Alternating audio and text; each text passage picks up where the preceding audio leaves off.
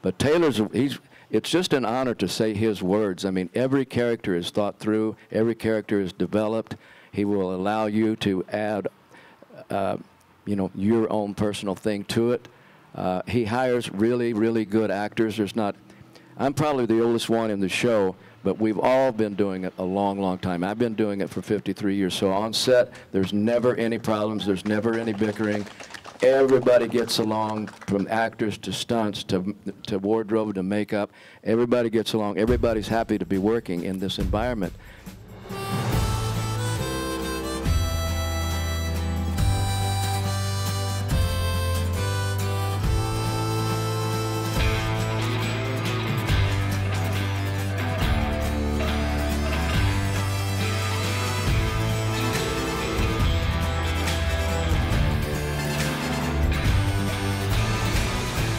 Now, Diamond, let's talk a little bit about Stallone, doubling Stallone in First Blood, which was not a movie that anybody thought would create this big franchise. John Rambo, a drifter, just passing through their town. I want you to book this gentleman for vagrancy, resisting arrest, carrying a concealed weapon. John Rambo. One man who's been pushed too far. It was kind of a bomb at first when it came out, and as the years went by, it found a place, and it picked up, and now, you know, everybody's heard of it. So, you know, and he rewrote all that, most of all that stuff on the set as we were doing it. It was amazing to watch him work. His mind would go 1,000 miles an hour, and I'm not reading this here. Well, he had already come off of Rocky, where he got an Academy Award for that film, Best Picture, and he wrote that as well. Right. So he was. He held out to do it himself too. Yeah. But and as a person, he's a very nice man. You know, he's like all of us. We have our hang-ups, but he on the set, he's very nice to everybody and stuff. So, and it was an honor to double him. I look back now and think about the stuff I did for him, and you go, wow, they don't do that anymore because it's all CGI, most of it. I did the high fall, and a guy by the name of Buddy Joe Hooker did the crashing through the trees. And he went up, and he sawed the branches, and he got up on a parallel and jumped through the trees and crashed through. And the only reason I redid the high fall was because he did it too. He did the high fall, but he turned over too soon. As he comes off, he turned over too high, they thought, to come into the bag. Where I came off and I held it longer, then turned over. So that's the one they used. And that's the reason I did that. And you got to go to his table if you go to the autograph room and see the pictures of him back then. And how buff you were for that. But you know, and everybody says, why don't I put that in my reel and stuff? Because the shot, just doing the high fall is nothing. It was 98 feet, so that's something.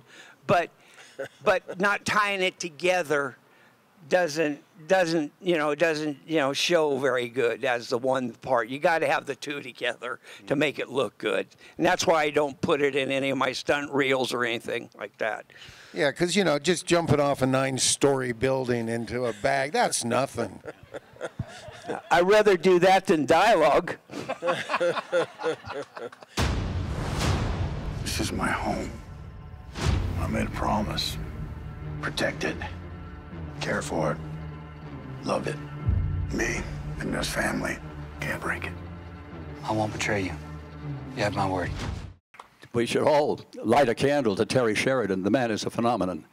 1883, I don't know how many of you have seen 1883? All right. When I started the documentary company in '92, I had a great sound man, editor, one of these very gentle souls. He had a baby, Isabel. She had done some stuff with Disney, tall, lanky girl, blonde hair. And Bill calls me and he said, she's doing this Western. It's called, I don't know the name. Sheridan just met her and saw her do something, and they called Sheridan and they said, we want another series. He said, I can't do that. I said, well, he won it. And he said, damn. And he said, okay, it's this and that, and we're going to need it. If you get Sam Elliott, we can make it. But there's this girl, And they said, okay, okay. So he called her agent and said, I can't tell you what it is. I can't put a name in anything now, but I guarantee you're going to be in this. And she was Izzy. And here, my hair just stood up on the back of my neck. I'd known Bill, and here's Izzy, 21. And she was brilliant. Oh, so, yes. And Sheridan, Hell in High Water. My God, here's a modern Western with the two brothers. And anyway, it's thrilling to have somebody of that talent out there. And I envy Rudy being able to work that show. Rudy, tell us about working on Yellowstone then, and where it's shot in Montana. Montana, right? yes. We usually land and stay in Missoula, and then there's about 10, 11 little cities going up north on that side of the state from Darby. No, yes. No offense. You're on call. Through Hamilton, and I don't know all the cities. I've only worked in a few of them. But in the first 2 years, we would do most of the filming in Park City, Utah, in that area. There was a studio there that was it was built for movie companies to come in. But when Yellowstone went in, they just took the whole building, and then starting with season 3, started being Montana. So it's a beautiful place to work in. I love working with Taylor Sheridan. How does he do it? Because it seems like he's got all these multiple shows on to still pay attention to the core show, Yellowstone, that launched it all. But he does, and he's always surrounded by good people. He writes most of the stuff, but you have to be around him to experience him. His mind just goes and goes and goes, like you were describing Sylvester Stallone, and the thing that they had in common was Sly was young, and Taylor's young. He's 52 now, and he's been an actor most of his life, but he always wanted to write. And then when he didn't get a new contract with Sons of Anarchy, he just said, okay, broke out on his own and started writing, and that's when he wrote Sicario, Hell in High Water, Wind River, and that was a great film. But Taylor's, it's just an honor to say his words. I mean, every character is thought through, every character is developed. He will allow you to add, your own personal thing to it. He hires really, really good actors. I'm probably the oldest one in the show, but we've all been doing it a long, long time. I've been doing it for 53 years. So on set, there's never any problems. There's never any bickering. Everybody gets along, from actors to stunts to wardrobe to makeup. Everybody gets along. Everybody's happy to be working in this environment. Taylor, as an actor, one day I said something to him. Taylor, there's a gap here to here, and every time we do this scene, it just feels like it needs to be filled. And he thought about it for a minute. He went, "Yeah, you're right." He said, "Well, say something." I said, "Oh, fine, what do you want me to say?" And he said, "Don't ask me, it's your idea." So that's the kind of trust that he has in his actors, and they're all, they're all very seasoned veteran actors, and then he finds the young talent too, like you were saying, 1883, and Izzy. She's going to be a big, big star, but he just comes up with these ideas, and they're stories that are already in his head. So he knows how it's supposed to go, and it just comes out. It comes out in great scripts. So it's an honor to work with him, to have been cast by him personally. So. And he's used Gil Birmingham a lot. He was Hell or High Water, and then Wind River, of course, a major part in Yellowstone, too. Yes. It's nice to see an indigenous American. And he does use the same actors over and over. The first day that I was in Utah, Buck Taylor and I were riding back in the van, and I've known Buck for 30 years. And Buck was saying, Rudy, this is going to be a big show. It's got, it'll probably go 3 or 4 years. And he said, Taylor uses the same people over and over. He said, this is the 4th time I've worked for him, and it's true. Mm-hmm. It is true. He does use a lot of the same people over and over and over. So he's loyal to his actors. Everybody really thinks a lot of Taylor. So, and he's real supportive of his actors and his crew, his camera crew, his stunt crew, everybody. So. And he's a real rancher too. Yeah, he is. He came from Texas. He was born and raised on a ranch down and around the Waco area. And he and a syndicate of other people have bought the 4-6's ranch. And, you know, we all know about the 4-6's. Well, he did a whole season about it, you know. Well, no, there's a new series coming out, and it's going to be a spin-off on Yellowstone, the character Jimmy, and it's going to be called the 4-6's, and they're going to film it there, but they're going to keep the 4-6's as is, you know, what it's always been. Everything that it's always been is going to continue to be. They're just going to be filming there a lot, too. So He's not going to be branding the Wranglers now? no, but the train's still in. Train station's still in. This man runs multiple shows in N.C.I.S. So there's a change now. Mark is no longer part of the show? Mark is coming back. Oh. He is coming back, but when, we don't know. I've talked to him. He says he is, you know, but we don't know when. It's when he decides. And he is still the executive producer, so he isn't losing out on any money, I don't think. Well, Monte, you did a follow-up Western, The Magnificent Seven, Guns of the Magnificent Seven. What was it like coming from being an actor not known for Westerns at all and suddenly being cast in a couple and looking damn good, I might say, too? After Hour of the Gun, and it was such a rich experience. But to arrive there, it was Vince Fennelly was the producer. The Spanish called him Senor Finelli, and but the cast was brilliant and wonderful to be with, and it was. Some of them have said it's like summer camp, and other ways they watched the Spanish stuntmen. Finelly brought us all in 2 weeks early, and we went out and we rode the horses and got a good horse and met with all the Spanish stuntmen. And here comes a horse, and they're all charging through, and all of a sudden, the guy pulls the rein, the horse does its own double, just went right down. And then later on, when the federales are coming in, they're coming in very tough, very mean, and there's the colonel ahead of them, and right in the middle of the shot, you see this guy flying up in the air, and that horse had gone down on his own, hit the same spot, I'm ready to go, bam, shot him right off. Paul Winkos, the director, said, "What the hell was that?" And it was, but it was great. It was great for all of us. I can't tell you again, if you enjoyed the show, it was that enjoyable for all of us. Rich experience.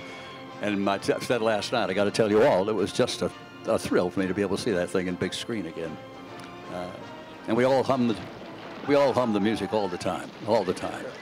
Did you hear that? Yeah, bum, bum, bum, bum. Can you hear it? You feel it? Oh, it's great. Earlier, did you all screen as a group the original film, The Magnificent Seven? No. I mean, I'm damn sure everybody had seen it. It was, as popular as Rebel Without a Cause and everything else. And it was, these were the new guys that, there'd been Marlon Brando and Joseph Weisman and all the other actors that were that generation. And suddenly you have these, well, who the hell is Coburn? Who the hell is, well, who is, oh, Charlie, yeah. All of these actors we'd really never seen in the A movies. And this director, John Sturges, and suddenly a whole different, everything else changed. It's the same thing right now over the last few years, a big change. And you get directors like Costner bringing actors in, and Costner's Moment of Grace, I mean, one of the greatest Westerns ever made, Dances with Wolves. I don't know that he'll ever do anything like that again, but you have that moment, and it matters. Mm-hmm. Well, Monte, and speaking of classic stars and stuff, in Hour of the Gun with Jim Garner and Jason Robards and William Wyndham, what were they like? Again, I told the story last night about their drunken arrival in costume and the look on Sturgis's face. I'll never forget him. The look as I was passing him, he was seeing Robards and Wyndham stone drunk and staggering off the plane. And but they were all terrific. We'd be in one of the first days. We were all in a circle, reading through the script, and they got to a point and. Jimmy Garner said, excuse me, John, do you mind if I could change this line and change with Jason? And Sturges said, Jason? And Jason said, no, it's fine with me. You can have it. I'd rather you had the line than me. And so, we all looked down and we changed Jason and Wyatt. And then as we were all down, I looked up. And Jason's looking across at Jimmy, and Jimmy's looking across. He went, gave him a big "I love you," and I said, "That's funny." And we became Jason became a great friend. 12 years later, I was on Broadway doing a show, and my day off was, he had premiered in Touch of the Poet. I told the usher I'd like to see Mr. Robards after, so he would just come out and take me back. And I went backstage, and it was very soon after the curtain had fallen, and it was a tour de force role. And as I went backstage and I looked, I didn't see him, and I looked around the corner of the back wall and the back of the theater, and he was leaning against it with his head down. And I said, "Hey, Jason." And he turned around and looked at, "Hey, kid, it's been a long time since Torreon, hadn't it?" I said, "Yeah." We gave a big hug, and he invited me right up to dinner that night to Southampton the next day to have dinner with him and his wife. And we did, and I went up several times while we were in New York, doing the play, I think. I think I was doing same time next year, anyway. But, and Jimmy Garner, fortunately I got to guest star on the new Maverick, and we had a great time in that. And I did off-road racing. I did the Baja 1000 in '68 and '69, and Jimmy was down there. He was known for racing, and he got upside down in the Mint 400 and really hurt his ribs. And but he had done a Grand Prix, and it was, "I'm going to be a racer and I'm going to be driving." And he said, "I can do it well." And he said, "But it's going to kill me." So he stopped. But again, Jimmy was just a great, great friend over the years. Always Jim, and Jason, two of the sweetest man, nicest man, nice gentleman. Everything you've ever heard about him is true. There's a movie that Walter Hill directed, Dead for a Dollar, that's available to watch on VOD and DirecTV and in the theaters too, which is nice. It stars Willem Dafoe and Christoph Waltz, and it is an honest-to-goodness Western with a big shootout at the end.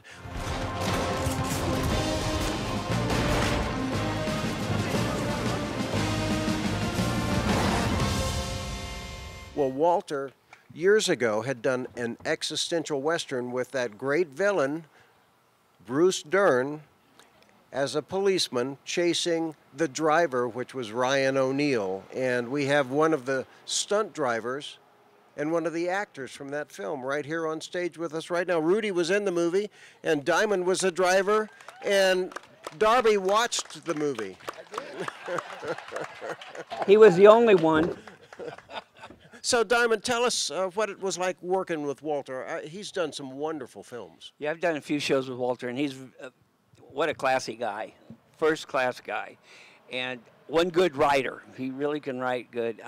He's fun to be with. He tracks jokes and stuff. Doing stunts and stuff, you don't get to the whole end of it like Rudy did. You know, Rudy was there. He saw the whole makings and stuff. I'm just behind the wheel of a car. Go ahead, Rudy. Tell them how great it was. Well, the stunt sequence in there, we were downtown Los Angeles from like 9 o'clock in the evening to maybe daylight, 6 o'clock in the morning, just tearing through the streets of Los Angeles. And the stunt driving in that movie has often been compared to the stunt driving in Steve McQueen's movie, Bullet. And these guys just tore up the streets. Billy Burton, this guy over here on my left. There was about 5, Mickey Alzola, Jerry Wills, who was also on that stunt crew. He doubled me in High Chaparral, all those really break speed. These are guys are all speed freaks, and I don't mean drugs. I mean they go fast. On horses, cows, motorcycles, race cars, regular cars, they go fast. They don't know any other thing but fast. He did all my fast riding in High Chaparral, and if he saw somebody run and jump on a rock and then get on a horse and go, brr, that wasn't me. Everett Creech was the coordinator of all these guys. He put all these young guys together, and they've all gone on to be stunt coordinators. I mean, he's in a show like for what, 16 years now? 20 years now. N.C.I.S. And, you know, before that, he was real busy, too. He's never had an out-of-work day in his life, probably. There's nothing like being around a more experienced stunt guy, because you'll hear all the stories, or the older actors, you'll hear all the stories, and most of them are true. Some of them are, they get a little bigger as the years go on, but most of them are based on truth. And you don't really believe it, but you know it's true because you see them. So.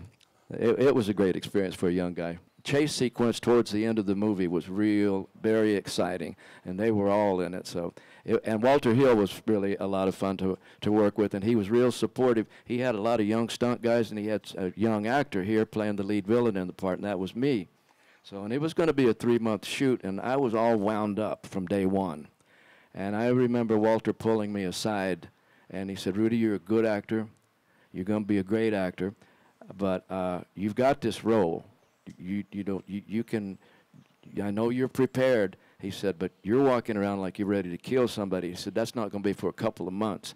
He said, and I did, but he said, "Just relax." He said, "Watch Bruce Dern." He said, "Watch Bruce." And Bruce would be over just being just so mean and vicious like only Bruce Dern could be, and they'd go, "Cut," and he was right over with the guys, just telling jokes and yada, yada, yada, and then he'd come back and be just mean and evil again, and then he'd go right.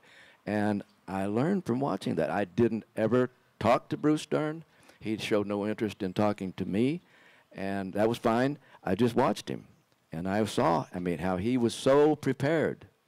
And then when he did it, it was there. And when it was over, he was right back over with the boys, just telling jokes and playing cards or whatever they did. I was never invited, but Walter Hill allowed it all, and he was under control, right, Diamond, all the time. There was nothing out of whack at all. And a few, maybe 20 years ago, I had an accident, and I got kicked in the face by a horse, tore up my whole orbital here, and I had 5 surgeries to rebuild that side of my face. And I didn't work for about 4 years because, you know, facial injuries, you don't look the same. You're black and blue. And when I thought I might be ready to go back to work, I called Walter, and I hadn't talked to him in a long time. And I told him the situation, and he said, "Well, come out to the Raleigh, Raleigh Studios." He said, "We'll have lunch." And so I walked in, and I walked in the door, and he said, "Well, we're going to have lunch." He said, "But you look great."